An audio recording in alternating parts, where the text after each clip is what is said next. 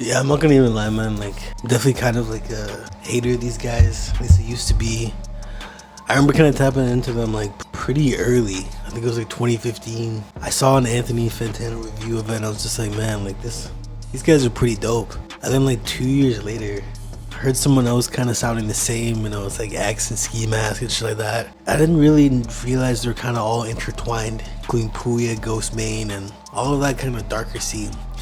To be honest with you, it's not really my style of music that I would really bump and shit like that, but like, you have to really admit that these guys are probably the biggest independent group like ever, or even right now, man. They're literally selling out like stadiums, like 22,000 people. I think they even sold out like a 30,000 show.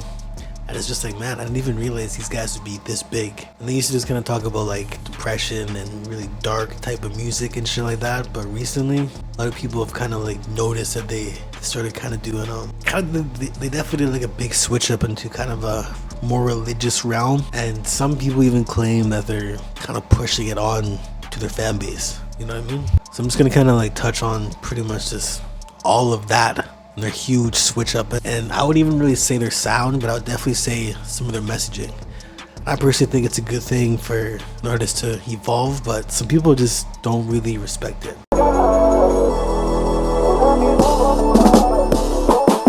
So pretty much Scrim and Ruby, they kind of started off the career in 2013, and they even made like this really dark pact that, you know, if they don't make it in music, they're gonna like, you know, off themselves and shit like that. And then a lot of people found it pretty inspiring because they're pretty much saying, I'm gonna do whatever it takes to make it. And they clearly definitely did make it. So tracks like Kill Yourself Part 3 kind of blended horrorcore and some, you know, dark and kind of suicidal vibes to it, but it still had the very much the SB Boys sound to it. And a lot of artists weren't really kind of touching on that style of topics. I do remember there was this subgenre I used to listen to.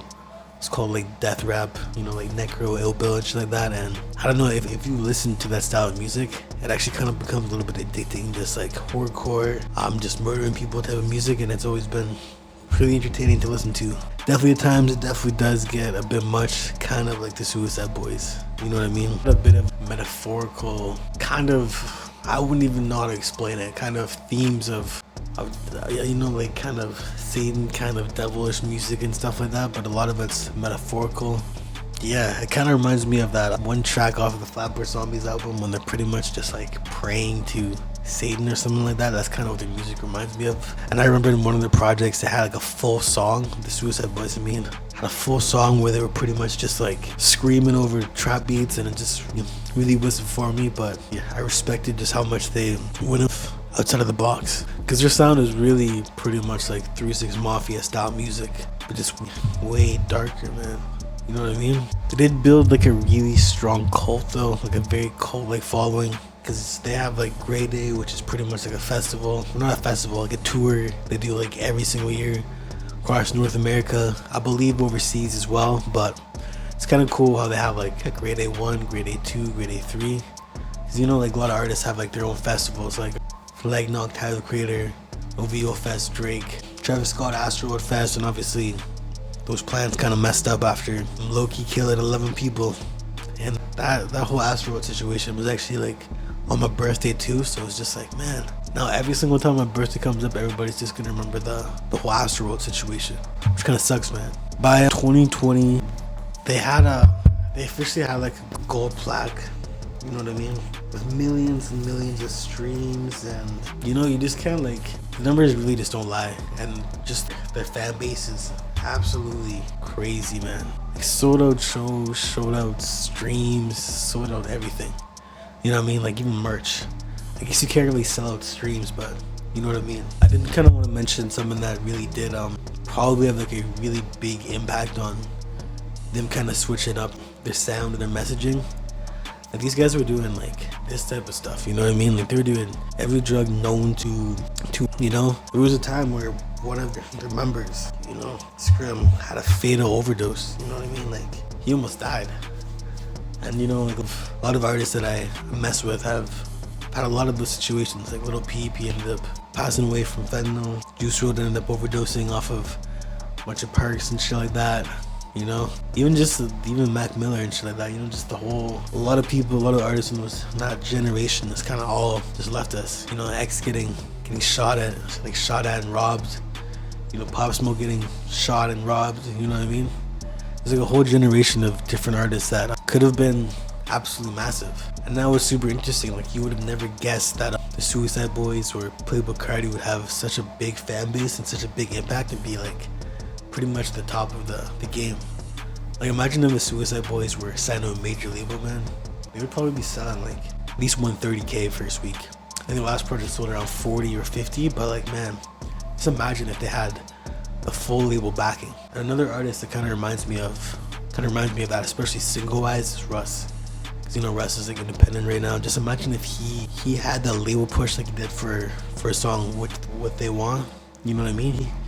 You'd be getting a bunch of Billboard charts and like Billboard charts, like top hits and shit like that. I sometimes kind of just wonder, or just kind of wish one of those artists would just go fully commercial and just see how well they do like commercially, because they're already doing like insanely good, just independent and using their own team and shit like that. So just like imagine if they really put everything down and just see how big they actually are, or how big they could be. But then eventually, to get back to the topic about Scrim overdosing, Ruby ended up quitting hard drugs soon after, but he kept smoking marijuana, and their sobriety pretty much just sparked a different spark for their music and career. From an outside perspective, because I'm not like I wouldn't say I'm a Suicide Boys fans, but like they're to a lot of the cult fan base, they've noticed like a big difference, even a little bit sonically and a little bit different. I did do like a little bit of research on the Suicide Boys, and they dropped like this project that had like their vocals kind of like pitched up a little bit and sounded like,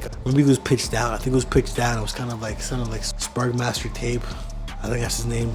He's like a super deep voice, doesn't show his face. I think that guy has some wicked flows and shit like that. It's just like the setting on there could just be a little bit much, a little bit annoying at times and shit like that. But the Suicide Boys did that, and a lot of their fan base didn't really like that, and that was kind of the start of their fan base kind of just not really vibing with them as much. And I think a big reason is a lot of the people that started listening to them were going through their own struggles and shit like that. You know what I mean? So like so when the Suicide Boys got sober, they couldn't fully relate to them, which is why I'm kind of like, why don't you just go listen to their old music? Like for me, like Yeet is probably my favorite artist right now. And like, I think sometimes his older shit is better at times. Like, I just keep going back to his older shit. His newer shit's really good too, but it's just like, you can't really recreate that. You know what I mean? So it's just like, I don't know, just take it how it was at the time and just watch them evolve.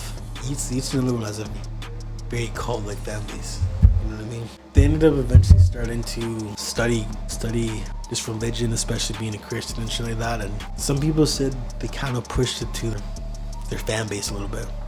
I think that's debatable. I haven't fully noticed that. Like I said, I don't really listen to music like that, but just the threads on Reddit and shit like that, it kind of sounds like that's definitely the case. But Ruby's faith is definitely less explicit, and you know, it definitely shows in his lyrics. You know what I mean? But I don't know. I guess the real question is, did they really change it up like that much? Because I don't know. I definitely think it's like a little bit debatable. Especially like you guys Suicide Boys fans, just like let me know, like, did they really like switch up that much? I don't know. I'm trying to picture myself of my favorite artist, he just decided to be Christian and just make like a Christian album, kind of like what Ye did. I don't know how I feel about it, but if it's still the same sound, like it kind of seems like the boys do have, then I don't really think it's that big of a deal. Even for me, like a lot of times I don't even really listen to the lyrics that much in music. I would say country music, I listen to lyrics because it's very focused and driven off the lyrics, but like for rap, it's more just like the sonics, the beats, everything else. It really kind of puts me into that music pocket.